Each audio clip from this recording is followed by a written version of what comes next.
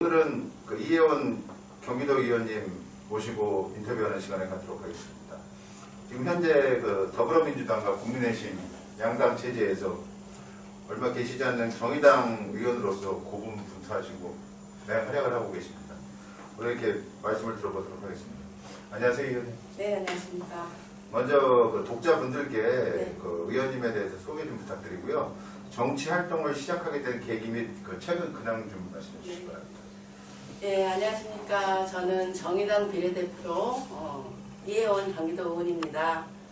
전반기 때는 기획재정위원회에서 활동을 했고요. 지금은 보건복지위원회 부위원장으로 활동을 하고 있습니다. 저는 노동운동 출신이고요. 2003년에 해고를 당했습니다. 그때 아무리 현장에서 이렇게 죽어라고 싸우고 목소리를 내도 결국 법이 바뀌지 않으면 참 어렵구나라는 것을 깨닫고 정치를 결심하게 됐습니다. 2003년 민주노동당 지역위원장으로 시작해서 아마 정당 활동 한 15년 한 것 같습니다. 네. 대한민국 정치에서 거대 양당이 아닌 어떻게 보면 소수 정당이라고 할 수 있는 정의당에 들어오신 특별한 이유라도 있으신지 조금 좀 연결이 됩니다만, 그리고 아울러서 서울과 부산 재보궐선거가 지금 지났고 내년에는 대통령 선거와 지방선거가 있지 않습니까? 다가올 선거에서 정의당의 입지를 더욱 확장시키고 공고히 할 방법은 뭐가 있는지 한번 의원님의 생각을 말씀해 주시기 바랍니다. 네, 먼저 정의당을 왜 선택하셨냐고 물었는데, 사실 제가 이제 개인적인 안위를 생각했다면 다른 당을 선택할 수도 있었겠죠. 근데 제가 다 보니까 어쨌든 사회적 약자, 소수자들의 목소리를 들을 수 있는 정당은 정의당이라고 생각을 했고, 더군다나 이제 노동의 가치를 제1로 여기는 것이 정의당이어서 난 자연스럽게 정의당을 선택하게 됐습니다. 근데 이제 요즘에 정의당의 지지율이 많이 떨어지고 있어서 참 고민입니다. 어떻게 하면 이 국민들에게 신뢰를 얻을 수 있을까, 그런 고민도 들고, 또 대중적 진보정당이라고 하는, 또는 가치 중심적 진보정당이라고 하는 이 중간에서 어떤 포지션을 취해야 될까? 아니 어쩌면 한쪽을 선택하고 표방하는 게 맞나?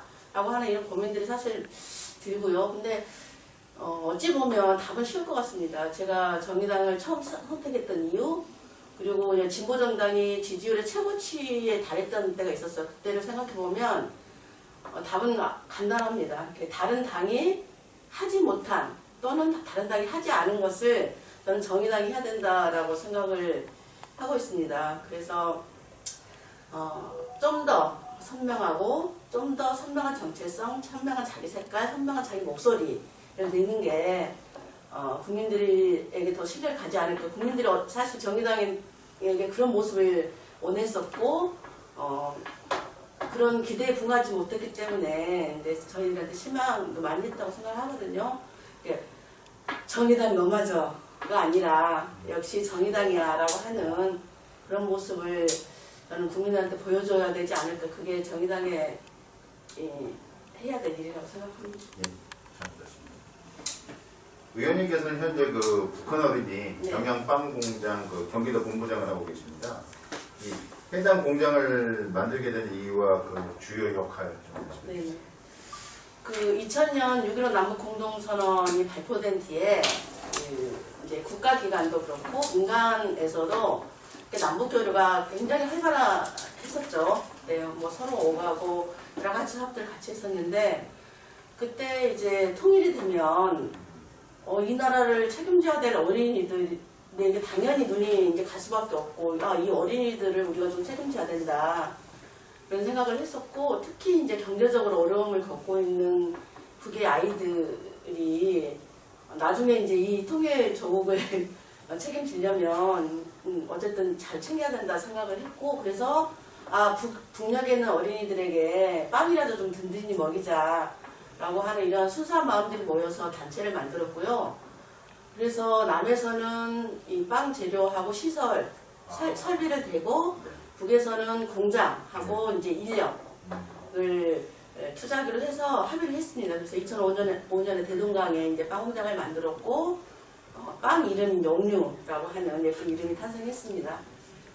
하루 1만 개 정도의 빵을 생산을 해서 아이들의 중요한 먹고 중요한 간식 내지는 식사 대용으로 이제 됐었죠. 한 달에 5,000원, 한 구자가 5,000원인데 5,000원이면 북의 아이들 한 달 먹을 수 있는 빵을 생산할 수 있거든요. 그래서 아주 부담 없이 그런 우리 통일될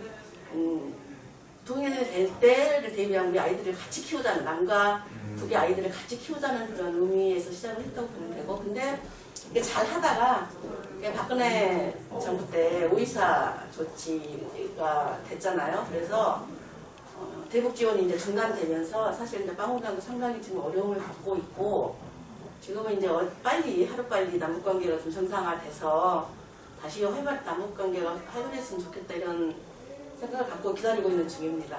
근데 지금 지원이 중단됐음에도 불구하고 여전히 또 꼬박꼬박 회비를 내고 계신 회원님들이 계시거든요. 저는 이 자리를 빌어서 감사하다는 말씀 드리겠습니다. 위원님께서 뭐 지금까지 걸어오신 길하고 관계가 있다고 봅니다만 중대재해 처벌법 위반에 공포가 됐습니다. 네.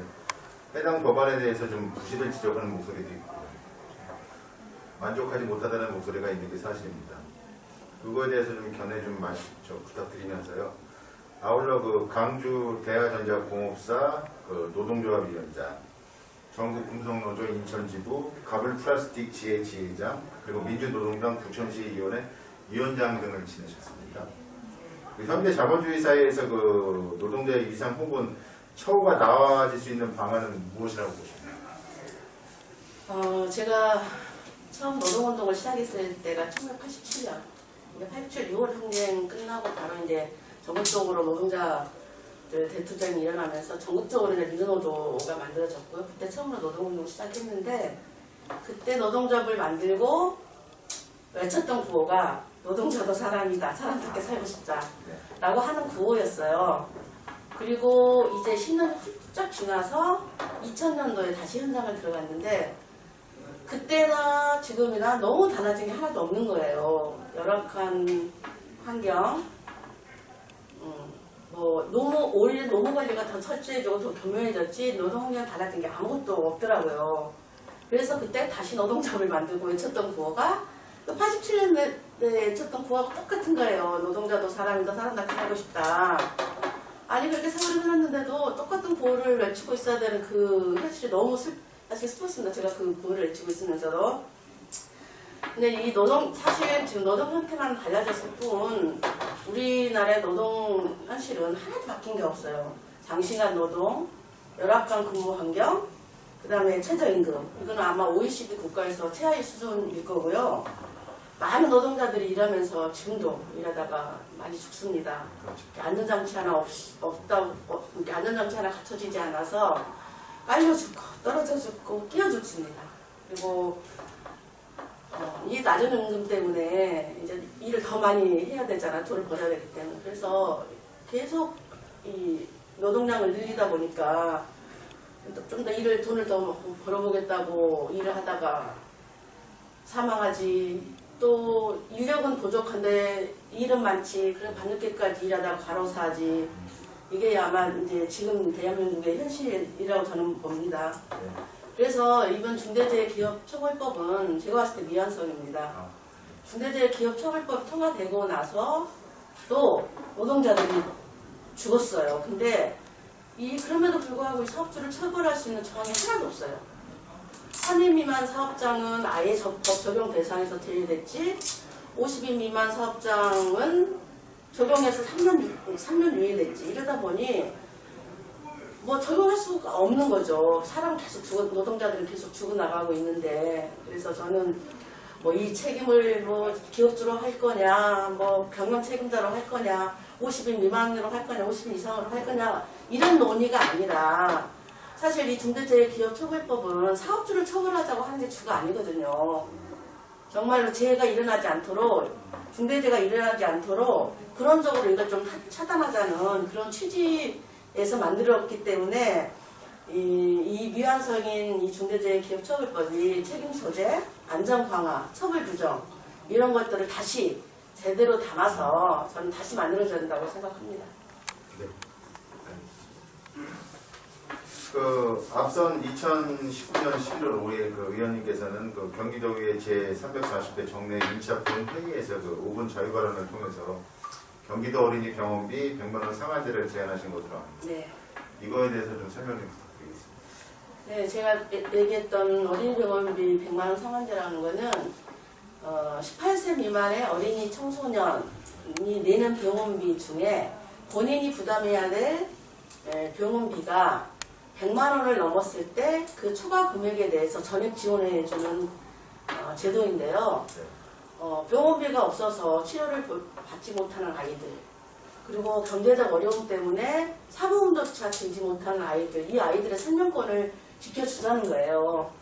이 돈이 없어서 병원에 가지 못하는 이 차별적인 이 차별에서 벗어나고 아이들에게는 차별받지 않고 치료받을 수 있는 권리, 그리고 부모들에게는 병원비 걱정 없이 아이들을 잘 키울 수 있는 이런 환경을 만들어주자라고 하는 게 이제 그 취지였고, 어린이 병원비 국가보장 추진연대라고 하는 곳에서 통계를 내봤는데, 경기도에 28세 미만 어린이 청소년이 약 230만 명 정도 되고요.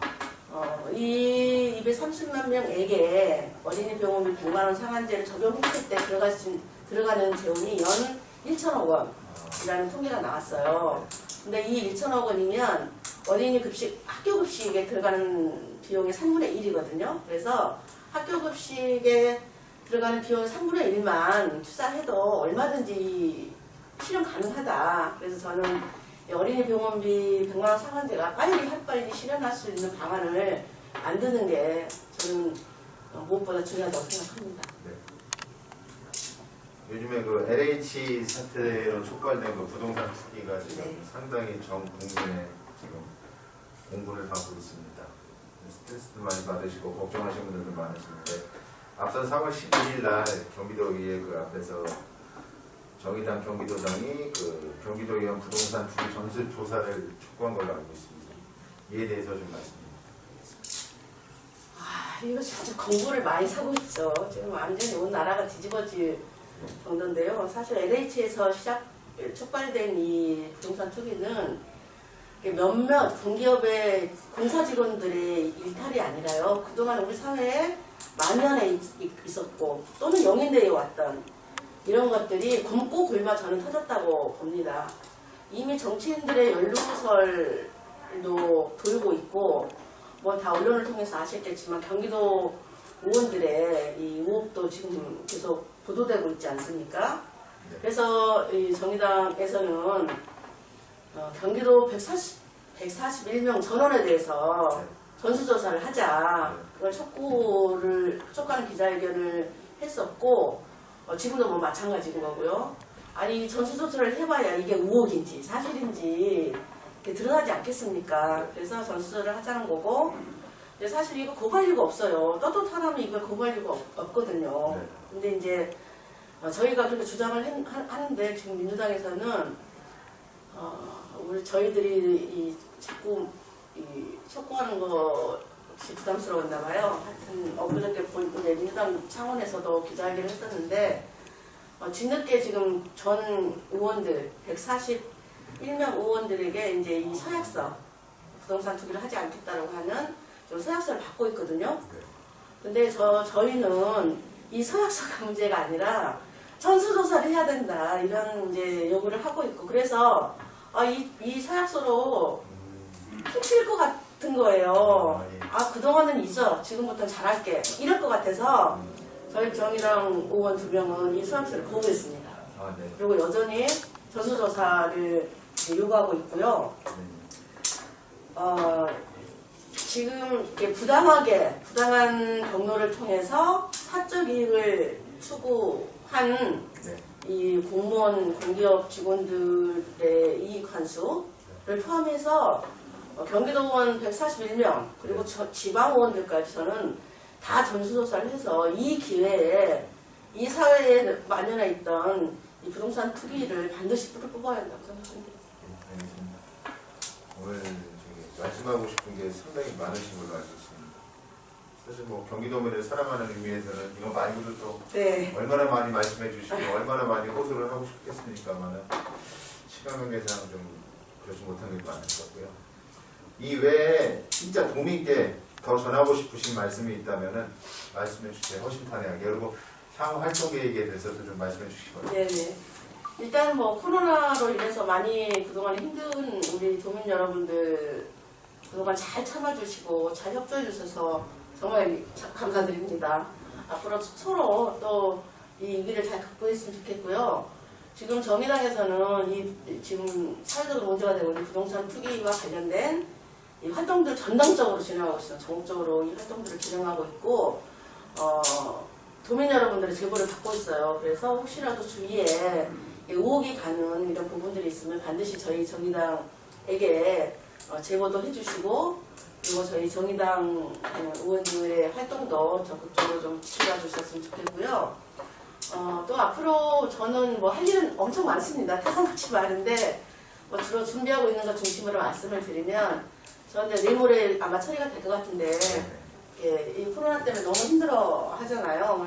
더 이상 이제 코로나 확산되면 안 되겠다. 근데 이제 여기저기서 계속 팍팍 터지기 때문에 뭐 이건 국회에서도 통과가 됐습니다만은 이 감염병 예방법에 관한 조례를 지금 발의를 해놓은 상태고 아마 다음 주 정도면 통과가 되지 않을까.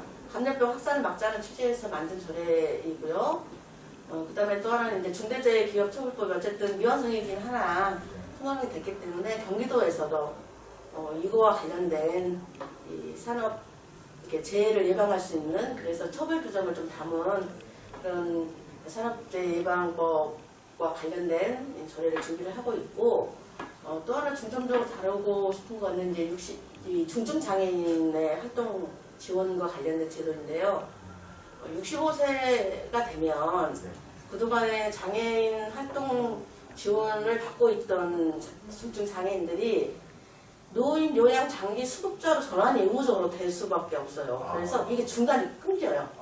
그러다 보니까 상당한 어려움이 발생합니다. 그래서 이런 제도, 이 활동 제도와 관련된 것을 재편하거나 보완하거나 이런 활동들을 좀 해야 될 것 같아서 지금 그 부분도 이 장애인들이 지역사회에서 자립생활을 할 수 있도록 최선의 노력을 좀 다 할 거고 전반적으로 좀 검토를 해보고 있습니다.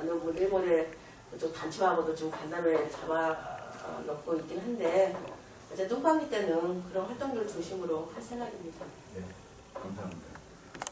그동안 지금까지 해오신 그 도정보다도 앞으로의 도정 활동이 더 기대되는 우리 이혜연 도의원님 모시고 좋은 말씀 많이 들었습니다. 감사합니다. 네, 많이 지켜봐 주시고 격려해 주시고 응원해 주십시오. 감사합니다.